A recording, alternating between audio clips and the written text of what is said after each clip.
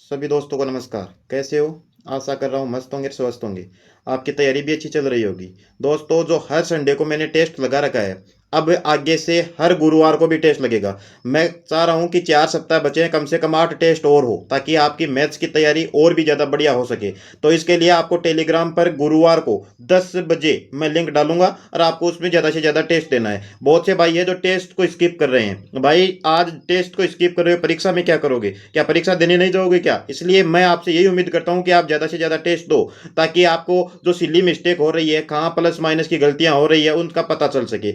और ये भी है, देखो, मेरे पास बार बार टेलीग्राम पर यही मैसेज आ रहे हैं कि सर आपने अंतिम 1 महीने में कितने घंटे पढ़ते थे। तो मैं बात एक ही कहता हूँ कि भाई, पढ़ाई और भक्ति में कभी टाइम नहीं देखा जाता है। आपको जितना पढ़ सकते हो, जितना पढ़ सकते हो उतना पढ़ो, क्योंकि अब आपके पास 1 महीना बचा है। आपने पिछले 6 महीने में क्या पढ़ा ये इंपॉर्टेंट नहीं है। अगर परीक्षा में जो कुछ आएगा वो लास्ट 1 महीने में आपने कितना रिवीजन किया है, आपको कितना याद है, ये ज़्यादा इंपॉर्टेंट है।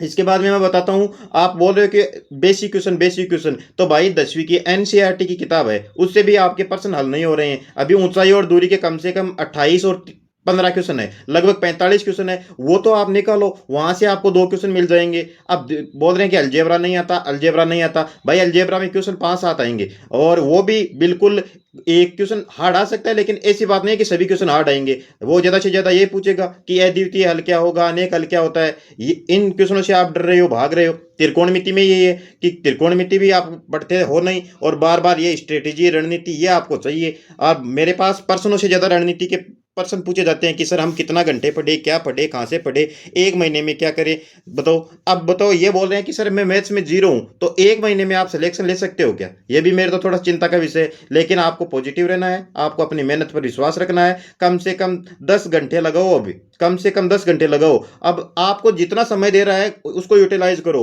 अब जितना ज्यादा रिवीजन करोगे उतना ही ज्यादा बेनिफिट होगा आपके माइंड को। वो 1 महीने में आप जो पढ़ोगे वो ही ज्यादा याद रहेगा। अगर आपने कोई टॉपिक नहीं छेड़ा, अभी तक छेड़ा ही नहीं है, तो उसको छोड़ देना है। अब छेड़ना है भी नहीं। हिंदी की बात करता हूं, मैंने 1 महीने पहले भी कहा था कि वोकेब का पार्ट अच्छा कर लेना, वोकेब का पार्ट अच्छा कर लेना, लेकिन आज भी स्थिति यही बनी हुई है। बहुत से भाई बहन मैसेज कर रहे हैं कि सर हमारे पास हमारे 200 में से 120 नंबर ही बन रहे हैं। तो भाई, इस टारगेट को 140 तक लेकर जाओ कम से कम, क्योंकि पेपर का कोई भरोसा नहीं है। तैयारी खूब करते हैं, यह नहीं है जब आप सो रहे हो तो कोई कमरे में बैठा, कॉर्नर में बैठा तैयारी कर रहा होता है। इसके बाद में मैं गणित की बात करता हूँ। ये 3D 2D, ये 3D में भाई कल फर्स्ट ग्रेड का जो पेपर देखा था, 3 क्वेश्चन आए थे, बिल्कुल सिंपल क्वेश्चन आ रहे हैं। किस प्रकार के क्वेश्चन आ रहे हैं वो देखो। वो पूछ रहा है कभी घन को घना बनाएगा, या बेलन को वो शंकु बना रहा है। कहने का मतलब दोनों चीजों का आयतन ही तो बराबर करना है। अब इसमें भी आपको दिक्कत आ रही है। 3D में आपके सामने 5 क्वेश्चन मिलेंगे, कम से कम 5 क्वेश्चन मिलेंगे। घन का भी मिलेगा, घनाभ का भी मिलेगा, गोला, बेलन, शंकु, अर्धगोला, यही तो है। अब इनमें सीधे फॉर्मूले हैं भाई, एक तो वो सीधा फॉर्मूला ही पूछेगा। जिस प्रकार से पीछे के पेपर देखे जा रहे हैं, उनमें आपको 4 फॉर्मूले दे देगा, सूची 1 से 2 को मिलवाएगा। अब वो भी आप याद नहीं कर रहे हो। इसके बाद में निर्देशांक ज्यामिति है भाई। जब मैं क्विज में क्वेश्चन डालता हूं तो क्या स्थिति है, मैं यही पूछता हूं कि कौन से चतुर्थांश में, उसको भी बच्चे गलत कर रहे हैं। मतलब एकदम जीरो लेवल का प्रश्न है, उसको गलत कर रहे हो। तो आपके किस आधार पर आपकी तैयारी चल रही है? आप सिलेक्शन की कैसे उम्मीद कर सकते हो?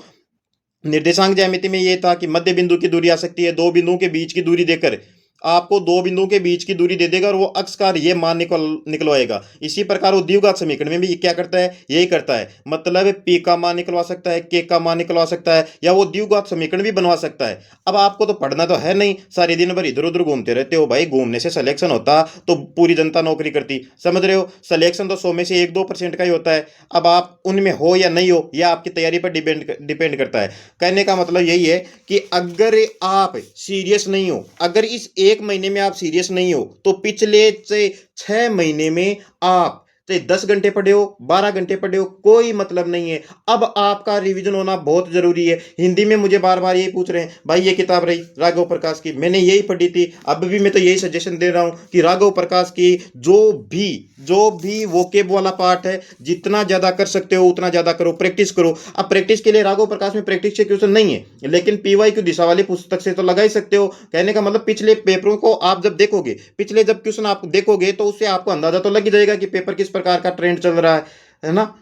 इसके बाद में देखो ट्रिग्नोमेट्री। ट्रिग्नोमेट्री में भाई सीधी सी बात यही है, बिल्कुल सिंपल क्वेश्चन आता है। एक जो क्वेश्चन हार्ड आता है तो वो हार्ड आएगा तो बहुत कम से ही लेगा, अगर साइंस का बंदा है तो वो ही लाएगा, समझ रहे हो। अधिकतम या न्यूनतम मान भी वो पूछ सकता है, आपके सिलेबस में इसका नाम हो या ना हो, ये चीज ध्यान रखना। 50 में से एक दो क्वेश्चन ऐसे भी आएंगे, 50 में से आपके सामने एक दो क्वेश्चन ऐसे भी दिखाई देंगे जो आपके सिलेबस में नहीं है। और आप पेपर से बाहर निकलते ये पीपूड़ी बजाते आए होगे कि सिलेबस से बाहर आ गया, पेपर सिलेबस से बाहर आ गया। भाई गणित में सब टॉपिक एक दूसरे से रिलेटेड है। किसी भी भाई बहन को अगर किसी भी प्रकार की कोई दिक्कत हो तो आप मेरे को टेलीग्राम पर मैथ्स से संबंधित, भाई आप ये रणनीति वाले प्रश्न तो थोड़े कम पूछो, और ये मैथ्स के जो भी समस्या आ रही है वो पूछो, ताकि आपको फायदा हो जाए। अब मैं बोल दूंगा कि 15 घंटे पढ़ो तो क्या पॉसिबल है कि आप 15 घंटे पढ़ लोगे? मैं बोल दूंगा ये पढ़ो तो क्या गणित एक ही तो सब्जेक्ट है नहीं कि आप इसको सब सारे दिन भर पढ़ लोगे? दूसरी बात, मेरे वीडियो में मैं पूरा सिलेबस से हर टॉपिक को क्वेश्चन ले रहा हूं। अब हार्ड आए या ना आए, मेरा टारगेट यही है कम से कम 25 प्लस हर बच्चा करे।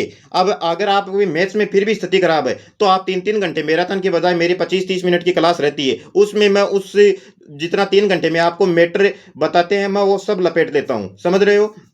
उम्मीद करता हूं आपको ये वीडियो पसंद आ रहा है, और पसंद आ रहा है तो भाई सब्सक्राइब कर दिया करो, ठीक है।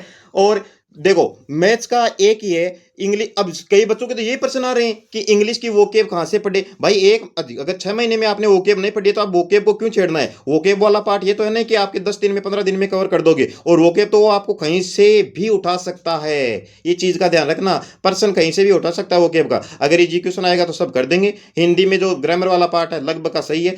एक बात और ध्यान रखना, मैं बार बार हर वीडियो में ये बात बोलता हूँ, 40% रूल वाला, दोनों पेपरों में अलग अलग 40% चाहिए होते हैं। और पहले पेपर का विशेष ध्यान रखना। आज तक का मैंने 2-3 भर्तियों का तो मैंने विश्लेषण मैंने चेक किया है कि पहले पेपर पास ही नहीं होता, 40% ही नहीं बनते, तो आपकी हिंदी कितनी भी परफेक्ट क्यों ना हो, आपका कोई मतलब नहीं है, समझ रहे हो। और गणित में कोई भी दिक्कत तो आप मेरे को भेज देना टेलीग्राम पर, समझ रहे हो। चलो मिलते हैं अगले वीडियो में, तब तक धन्यवाद।